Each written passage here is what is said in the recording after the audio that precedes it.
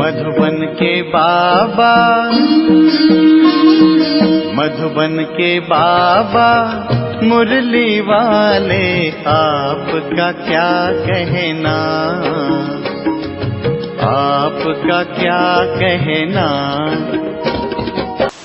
ओम शांति। 9 अक्टूबर 2024 बाबा के महावाक्य। मीठे बच्चे, विश्व का राज्य बाहुबल से नहीं लिया जा सकता, उसके लिए योग बल चाहिए। यह भी एक लॉ है। प्रश्न, शिव बाबा स्वयं ही स्वयं पर कौन सा वंडर खाते हैं? उत्तर, बाबा कहते, देखो कैसा वंडर है, मैं तुम्हें पढ़ाता हूँ। यह मैंने किसी से कभी पढ़ा नहीं। मेरा कोई बाप नहीं, मेरा कोई टीचर नहीं, गुरु नहीं। मैं सृष्टि चक्र में पुनर्जन्म लेता नहीं, फिर भी तुम्हें सभी जन्मों की कहानी सुना देता हूँ। खुद 84 के चक्कर में नहीं आता, लेकिन चक्कर का ज्ञान बिल्कुल एक्यूरेट देता हूँ। ओम शांति। रूहानी बाप तुम बच्चों को स्वदर्शन चक्रधारी बनाते हैं, अर्थात तुम इस 84 के चक्कर को जान जाते हो। आगे नहीं जानते थे, अभी बाप द्वारा तुमने जाना है। 84 जन्मों के चक्र में तुम आते हो जरूर। तुम बच्चों को 84 के चक्र का नॉलेज देता हूँ। मैं स्वदर्शन चक्रधारी हूँ, परंतु प्रैक्टिकल में 84 जन्मों के चक्कर में आता नहीं हूँ। तो इससे समझ जाना चाहिए, शिव बाप में सारा ज्ञान है।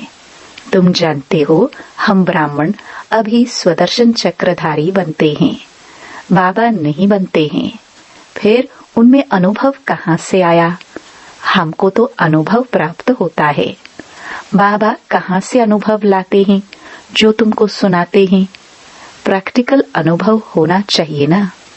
बाप कहते हैं मुझे ज्ञान का सागर कहते हैं, परंतु मैं तो 84 जन्मों के चक्कर में आता नहीं हूँ। फिर मेरे में यह ज्ञान कहाँ से आया? टीचर पढ़ाते हैं तो जरूर खुद पढ़ा हुआ है ना। यह शिव बाबा कैसे पढ़ा? इनको कैसे 84 के चक्कर का मालूम पड़ा, जबकि खुद 84 जन्मों में नहीं आता है।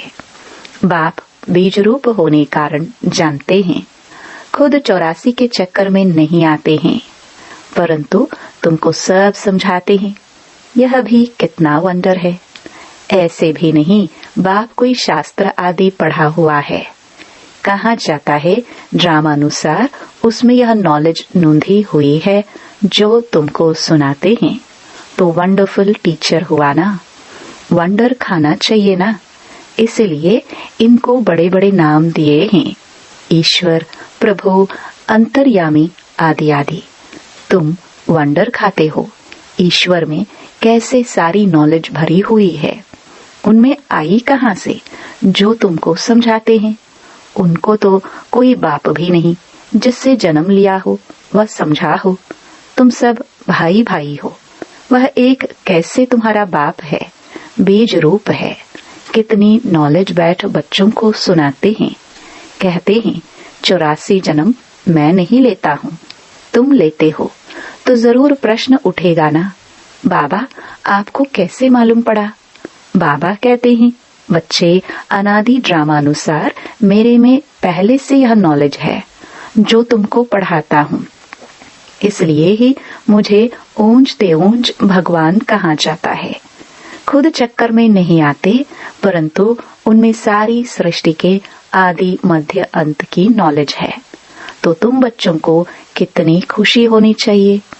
उनको 84 के चक्कर की नॉलेज कहाँ से मिली? तुमको तो मिली बाप से। बाप में ओरिजिनल नॉलेज है। उनको कहा ही जाता है नॉलेजफुल। कोई से पढ़ा भी नहीं है, तो भी उनको ओरिजिनल मालूम है, इसलिए नॉलेजफुल कहा जाता है। यह वंडर है ना, इसलिए यह ऊंच ते ऊंच पढ़ाई गाई जाती है। बच्चों को वंडर लगता है बाप पर। उनको क्यों नॉलेजफुल कहा जाता है? एक तो यह समझने की बात है, दूसरी फिर क्या बात है? यह चित्र तुम दिखाते हो तो कोई पूछेंगे कि ब्रह्मा में भी अपनी आत्मा होगी और यह जो नारायण बनते हैं उनमें भी अपनी आत्मा होगी। दो आत्माएं हैं ना, एक ब्रह्मा एक नारायण की, परंतु विचार करेंगे तो यह कोई दो आत्माएं नहीं है, आत्मा एक ही है। यह एक सैंपल दिखाया जाता है देवता का। यह ब्रह्मा सो विष्णु अर्थात नारायण बनते हैं। इसको कहा जाता है गुह्य बातें। बाप बहुत गुह्य नॉलेज सुनाते हैं जो और कोई पढ़ा ना सके सिवाय बाप के। तो ब्रह्मा और विष्णु की कोई दो आत्माएं नहीं है। वैसे ही सरस्वती और लक्ष्मी, इन दोनों की दो आत्माएं है या एक? आत्मा एक है, शरीर दो है। यह सरस्वती ही फिर लक्ष्मी नारायण बनती है, इसलिए एक आत्मा गिनी जाएगी। 84 जन्म एक ही आत्मा लेती है। यह बड़ी समझ की बात है। ब्राह्मण सो देवता, देवता सो क्षत्रिय बनते हैं। आत्मा एक शरीर छोड़ दूसरा लेती है। आत्मा एक ही है। एक यह सैंपल दिखाया जाता है कैसे ब्राह्मण सो देवता बनते हैं। हमसो का अर्थ कितना अच्छा है। इनको कहा जाता है गुह्य गुह्य बातें। इसमें भी पहले पहले तो यह समझ चाहिए कि हम एक बाप के बच्चे हैं। सभी आत्माएं असल परम धाम में रहने वाली हैं। यहाँ पाठ बजाने आई है। यह खेल है। बाप तुमको इस खेल का समाचार बैठ सुनाते हैं। बाप तो ओरिजिनली जानते ही हैं। उनको कोई ने सिखलाया नहीं है। इस 84 के चक्र को वही जानते हैं जो इस समय तुमको सुनाते हैं। फिर तुम भूल जाते हो, फिर उनका शास्त्र कैसे बन सकता? बाप तो कोई शास्त्र पढ़ा हुआ नहीं है, फिर कैसे आकर नई नई बातें सुनाते हैं? आधा कल्प है भक्ति मार्ग। यह बात भी शास्त्रों में नहीं है। यह शास्त्र भी ड्रामानुसार भक्ति मार्ग में बने हैं। तुम्हारी बुद्धि में शुरू से लेकर अंत तक इस ड्रामा की कितनी बड़ी नॉलेज है। उनको जरूर मनुष्य तन का आधार लेना पड़े। शिव बाबा इस ब्रह्मा तन में बैठ इस सृष्टि चक्र की नॉलेज सुनाते हैं। मनुष्यों ने तो गपोड़े लगाकर सृष्टि की आयु ही कितनी लंबी कर दी है। नई दुनिया सो फिर पुरानी दुनिया बनती है।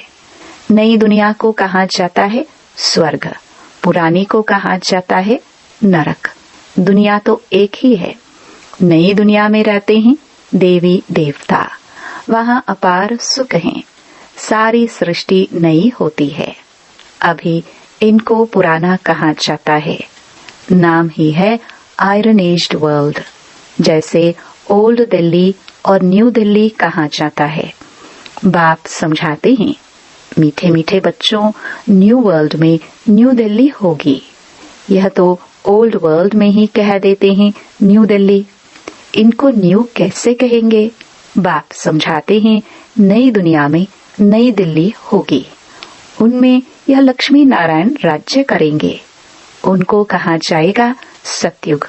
तुम इस सारे भारत में राज्य करेंगे। तुम्हारी गद्दी जमुना किनारे पर होगी। पिछाड़ी में रावण राज्य की गद्दी भी यहाँ ही है। राम राज्य की गद्दी भी यहाँ होगी। नाम दिल्ली नहीं होगा, उसको परिस्तान कहा जाता है। फिर जो जैसा राजा होता है वह अपनी गद्दी का ऐसा नाम रखते हैं। इस समय तुम सब पुरानी दुनिया में हो। नई दुनिया में जाने के लिए तुम पढ़ रहे हो। फिर से मनुष्य से देवता बन रहे हो। पढ़ाने वाला है बाप। तुम जानते हो ऊंचे ते ऊंचे बाप ने नीचे आकर राजयोग सिखाया है। अभी तुम हो संगम पर, जबकि कलयुगी पुरानी दुनिया खत्म होनी है। बाप ने इनका हिसाब भी बताया है। मैं आता हूँ ब्रह्मा तन में, मनुष्यों को तो पता ही नहीं है कि ब्रह्मा कौन सा। सुना है प्रजापिता ब्रह्मा। तुम प्रजा हो ना ब्रह्मा की, इसलिए अपने को बीके कहलाते हो। वास्तव में शिव बाबा के बच्चे शिव वंशी हो जब निराकार आत्माएं हो। फिर साकार में प्रजापिता ब्रह्मा के बच्चे भाई बहन हो और कोई भी संबंध नहीं है।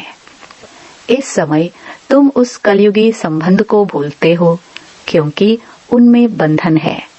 तुम जाते हो नई दुनिया में। ब्राह्मणों की चोटी होती है, छोटी ब्राह्मणों की निशानी है। तुम ब्राह्मणों का यह कुल है, वह है कलयुगी ब्राह्मण। ब्राह्मण अक्सर करके पंडे होते हैं। एक धामा खाते हैं, दूसरे ब्राह्मण गीता सुनाते हैं। अभी तुम ब्राह्मण यह गीता सुनाते हो, वह भी गीता सुनाते हैं, तुम भी गीता सुनाते हो। फर्क देखो कितना है। तुम कहते हो कृष्ण को भगवान नहीं कह सकते, कृष्ण को तो देवता कहा जाता है, उनमें दैवी गुण है, उनको तो इन आंखों से देखा जा सकता है। शिव के मंदिर में देखेंगे, शिव को अपना शरीर है नहीं, वह है परम आत्मा अर्थात परमात्मा। ईश्वर, प्रभु, भगवान आदि अक्षर का कोई अर्थ नहीं निकलता। परमात्मा ही सुप्रीम आत्मा है, तुम नॉन सुप्रीम हो। फर्क देखो कितना है तुम्हारी आत्मा और उस आत्मा में। तुम आत्माएं अभी परमात्मा से सीख रहे हो, वह कोई से सीखा नहीं है। यह तो फादर है ना, उस परमपिता परमात्मा को तुम फादर भी कहते, टीचर भी कहते और गुरु भी कहते। है एक ही, और कोई भी आत्मा बाप, टीचर, गुरु नहीं बन सकती है। एक ही परम आत्मा है, उनको कहा जाता है सुप्रीम। हर एक को पहले फादर चाहिए, फिर टीचर चाहिए, फिर पिछाड़ी में चाहिए गुरु। बाप भी कहते हैं मैं तुम्हारा बाप भी बनता हूँ, फिर टीचर बनता हूँ और फिर मैं ही तुम्हारा सदगति दाता सतगुरु भी बनता हूँ। सदगति देने वाला गुरु है ही एक, बाकी तो गुरु अनेक हैं। बाप कहते हैं मैं तुम सबको सदगति देता हूँ। तुम सब सतयुग में जाएंगे, बाकी सब चले जाएंगे शांति धाम, जिसको परम धाम कहते हैं। सतयुग में आदि सनातन देवी देवता धर्म था, बाकी कोई धर्म है नहीं, और सभी आत्माएं चली जाती हैं मुक्ति धाम। सदगति कहा जाता है सतयुग को। पाठ बजाते बजाते फिर दुर्गति में आ जाते हैं। तुम ही सदगति से फिर दुर्गति में आते हो। तुम ही पूरे 84 जन्म लेते हो, यथा राजा रानी तथा प्रजा जो उस समय होंगे। 9 लाख तो पहले आएंगे, 84 जन्म 9 लाख तो लेंगे ना, फिर दूसरे आते रहेंगे। यह हिसाब किया जाता है। जो बाप समझाते हैं सब 84 जन्म नहीं लेते हैं, पहले पहले आने वाले ही 84 जन्म लेते हैं, फिर कम कम लेते आते हैं। मैक्सिमम है 84। यह जो बातें हैं और कोई मनुष्य नहीं जानते, बाप ही बैठ समझाते हैं। गीता में है भगवान वाच। अभी तुम समझ गए हो। आदि सनातन देवी देवता धर्म कोई कृष्ण ने नहीं रचा, यह तो बाप ही स्थापन करते हैं। कृष्ण की आत्मा ने 84 जन्मों के अंत में यह ज्ञान सुना है जो पहले नंबर में आया। यह बातें समझने की हैं, रोज पढ़ना है। तुम स्टूडेंट हो भगवान के, भगवान वाच है ना। मैं तुमको राजाओं का राजा बनाता हूँ। यह है पुरानी दुनिया। नई दुनिया माना सतयुग। अभी है कलयुग। बाप आकर कलयुगी पतित से सतयुगी पावन देवता बनाते हैं, इसलिए कलयुगी मनुष्य पुकारते हैं बाबा आकर हमको पावन बनाओ। कलयुगी पतित से सतयुगी पावन बनाओ। फर्क देखो कितना है। कलयुग में है अपार दुख, बच्चा जन्मा सुख हुआ, कल मर गया दुखी हो जाएगा। सारी आयु कितना दुख होता है। यह है ही दुख की दुनिया। अभी बाप सुख की दुनिया स्थापन कर रहे हैं, तुमको स्वर्गवासी देवता बनाते हैं। अभी तुम पुरुषोत्तम संगम युग पर हो, उत्तम ते उत्तम पुरुष व नारी बनते हो। तुम आते ही हो यह लक्ष्मी नारायण बनने के लिए। स्टूडेंट टीचर से योग रखते हैं क्योंकि समझते हैं इन द्वारा हम बढ़कर फलाना बनेंगे। यहाँ तुम योग लगाते हो परमपिता परमात्मा शिव से, जो तुम्हें देवता बनाते हैं। कहते हैं मुझ अपने बाप को याद करो, जिसके तुम सालिग्राम बच्चे हो। अपने को आत्मा समझ बाप को याद करो, वही नॉलेजफुल है। बाप तुम्हें सच्ची गीता सुनाते हैं, परंतु खुद पढ़ा हुआ नहीं है।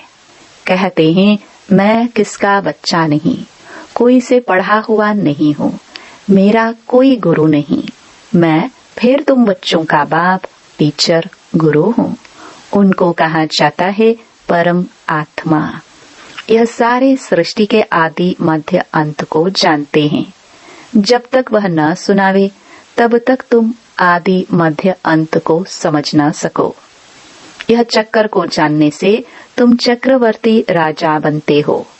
तुमको यह बाबा नहीं पढ़ाते हैं, इसमें शिव बाबा प्रवेश कर आत्माओं को पढ़ाते हैं।